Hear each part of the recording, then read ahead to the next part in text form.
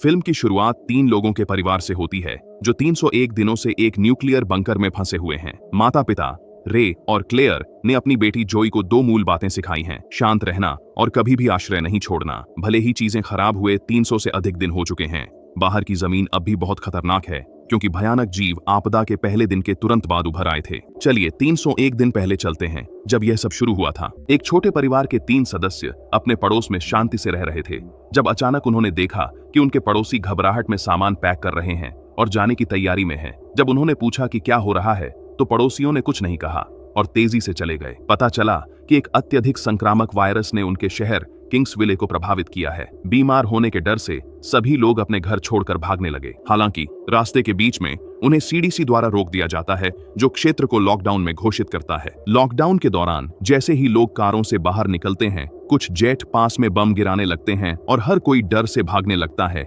इस अफरा तफरी में रे अपने परिवार को पास के प्राथमिक विद्यालय ले जाता है। ठीक उसी समय जेट एक और बम गिराते हैं। वे एक आश्रय का रास्ता खोजने में सफल होते हैं और सभी अंदर भाग जाते हैं। वर्तमान में आते हैं। जोई एक रात बुरे सपने से जाग जाती है जिसमें उसे लगता है कि सांस लेने वाले उनके आश्रय में आ रहे हैं। ये अज्ञात प्राणी रात में मानवों की तलाश में घूमते हैं। उसकी माँ उसे दिलासा देती है कि वह सुरक्षित है क्योंकि उसके पिता रे बाहर हैं। उसकी चिंता कम करने के लिए क्लेयर जोई को रे के पास ले जाती है जो अपनी ड्यूटी खत्म कर रहे हैं। रे उसे भरोसा दिलाता है कि वह सुरक्षित है और उसे शेल्टर के बाहर जाने के लिए सीढ़ी पर चढ़ने देता है।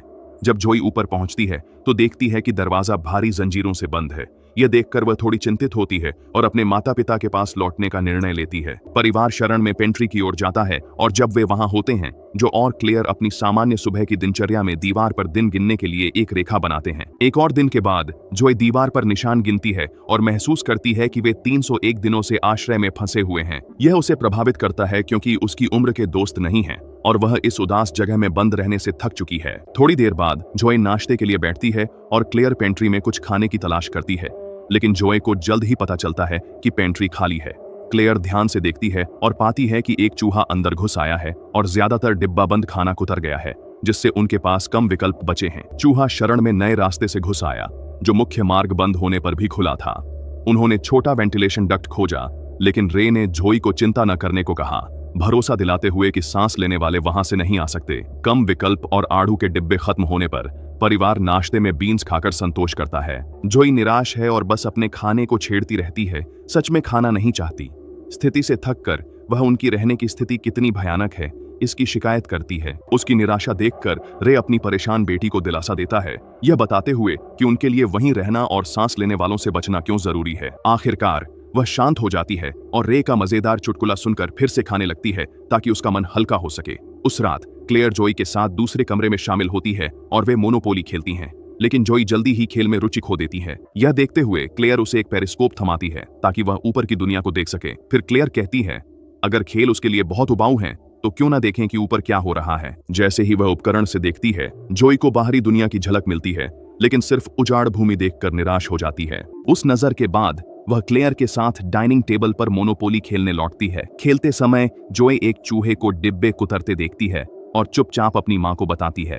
फिर वह रे को भी पेंट्री में बुलाती है ताकि वे मिलकर उस बानों वाले घुसपैठिए से निपट सकें। काफी चर्चा के बाद क्लेयर चूहे को मारने में सफल हो जाती है इससे पहले कि वह भागे, लेकिन इस अफरा तफरी में छोटा चूहा एक लैंप गिरा देता है जिससे वह फट जाता है और बड़ा गड़बड़ हो जाता है। आग बेकाबू थी, इसलिए क्लेयर ने कपड़ा उठाया और बुझाने लगी, जबकि रे पानी लाने पंप की ओर दौड़ा। पंप फिर से काम नहीं कर रहा था और रे लीवर के साथ संघर्ष कर रहा था, जबकि क्लेयर चिल्ला रही थी कि जल्दी करो। सौभाग्य से वह समय पर इसे ठीक कर लेता है और अंततः वे मिलकर आग बुझा देते हैं। आग बुझने के बाद क्लेयर और परिवार को पता चलता है कि धुआं वायु नलिकाओं में घुसकर ऊपर की मंजिल पर रिस रहा है। इसे देखकर उन्हें समझ आता है कि ऊपर लोग राख देख सकते हैं। जोई और उसके माता पिता भूमिगत छिपे थे। जोई को अंदर रहने का सख्त आदेश देकर उन्होंने सतह पर जाकर राख साफ करने का निर्णय लिया। जब वे फर्श साफ कर रहे होते हैं, जोई पेरिस्कोप से उन्हें देखती है। अचानक वह अपने माता पिता के पीछे एक अजीब आकृति देखती है और डर जाती है। उसे लगता है कि यह कोई सांस लेने वाला है, इसलिए वह चिल्लाती है, लेकिन उसके माता पिता दूर होने के कारण नहीं सुन पाते। नियमों को अनदेखा कर जोई बाहर निकलकर अपने माता पिता को चेतावनी देने दौड़ती है। जोई उन्हें नहीं पाती और खोजते हुए उनके नाम चिल्लाती है। अचानक क्लेयर पीछे आकर उसका मुंह ढककर चुप कराती है। जैसे ही क्लेयर जोई को छोड़ती है, वह उसे उस अजीब आकृति के बारे में बताती है जो उसने देखी थी। जोई को पता चलता है कि वे आकृतियां सिर्फ हिरणों का झुंड है, फिर भी उन्हें समझ आता है कि खतरे से बचना जरूरी है। वे सभी खुले रास्ते की ओर दौड़ते हैं।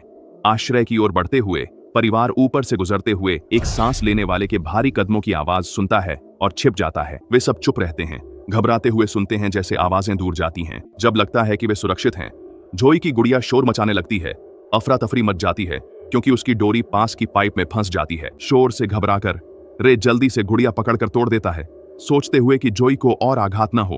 उसी समय उन्होंने प्राणी का ध्यान भटकाने की कोशिश की, पर देर हो चुकी थी। सांस लेने वाले ने गुड़िया की आवाज सुन ली थी और आश्रय की ओर बढ़ने लगा था। एक एक करके मार्ग की जंजीरें ढीली हो गईं। यह देखकर रे और क्लेयर दरवाजा सुरक्षित करने के लिए ऊपर दौड़े। एक पल के लिए यह खुला और रे क्लेयर अंदर आ गए। फिर उन्होंने दरवाजा फिर से लगा दिया, जिससे प्राणी बाहर ही रहा। जब काल्म लौटता है, क्लेयर और रे सीढ़ियों से नीचे जाकर जोई से मिलते हैं। सब राहत की सांस लेते हैं, लेकिन यह ज्यादा देर नहीं टिकती। छत पर आवाजें बढ़ती हैं, साबित होता है कि और प्राणी आ चुके हैं। परिवार मार्ग पर रोकथाम उपकरण लगाने की कोशिश करता है, लेकिन इससे पहले कि वे कुछ कर पाते, सांस लेने वाले उसे नष्ट कर देते हैं और वह जोर से गिर जाता है। यह देख तीनों एक और कमरे की ओर दौड़ते हैं, बचने की कोशिश में। समय खरीदने के लिए क्लेयर गलियारे में लैंप फेंकती है, जिससे आग लग जाती है। फिर वह और रे शेल्फ धक्का देते हैं ताकि रास्ता रुक सके। वे विकल्प की तलाश में लग जाते हैं, दूसरे निकास की खोज करते हैं। क्लेयर ने पहले चूहे द्वारा उपयोग किए गए डक्ट का उपयोग करने का निर्णय लिया। रे की मदद से वह संकरे रास्ते से बाहर निकलती है और जमीन के ऊपर आती है। क्लेयर क्षेत्र देखती है और राहत महसूस करती है कि आसपास कोई सांस लेने वाले नहीं है। वह रे को बताती है, जो जोई को भी नलिकाओं से बाहर निकालने में मदद करता है। जब माँ और बेटी बाहर होती हैं, रे भी बाहर निकलने की कोशिश करता है, लेकिन सफल नहीं होता। हताशा में वह बाहर निकलने की कोशिश में अपना कंधा उखाड़ लेता है। बाहर निकलने से पहले ही चीजें बदल जाती हैं।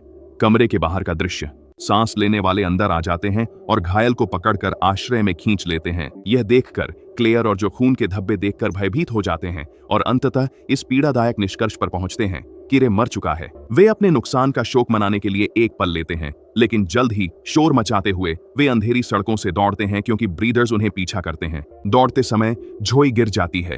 क्लेयर उसे उठाती है और पूछती है, तुम ठीक हो? जोई कहती है, हाँ मैं ठीक हूँ। फिर वे खाली कारों से भरे राजमार्ग पर पहुंचते हैं। जोई उलझन में पूछती है, हम कहाँ हैं? क्लेयर बताती है, यहीं से सब शुरू हुआ था। उसी समय एक हेलीकॉप्टर तेज रोशनी वाले स्पॉटलाइट के साथ आता है। उसे देखकर दोनों विपरीत दिशा में दौड़ने लगते हैं, लेकिन बहुत दूर नहीं जा पाते क्योंकि उन्हें जाल में फंसा लिया जाता है। ब्रीदर्स छाया से बाहर निकलते हैं और उन्हें घेर लेते हैं। जब वे रोशनी में आते हैं तो यह स्पष्ट होता है कि वे डरावने जीव नहीं, बल्कि अमेरिकी सैनिक हैं। पूरी सुरक्षा मास्क में वे मदद के लिए चिल्लाते हैं, छोड़ने की गुहार लगाते हैं, लेकिन सैनिक बस देखते हैं और उन्हें इंजेक्शन लगाते हैं। फिर हम 301 दिन पहले की ओर लौटते हैं। हम क्लेयर को उसके परिवार संग हवाई हमले के तुरंत बाद देखते हैं। वह बताती है कि शेल्टर के द्वार पर उसके हाथ में कट लग गया है और वह इसे परिवार को दिखाती है। जैसे ही उसका हाथ काला पड़ने लगता है, यह साफ हो जाता है कि कुछ बुरा होने वाला है। समझते हुए परिवार जानता है कि वायरस हवा में फैल चुका है और पूरे शहर में है। सशस्त्र लोग जोड़ी को शांत रहने को कहते हैं, जबकि वे सिरिंज से वायरस का परीक्षण करते हैं। जब सैनिक खून लेते हैं तो पता चलता है कि दोनों संक्रमित हैं।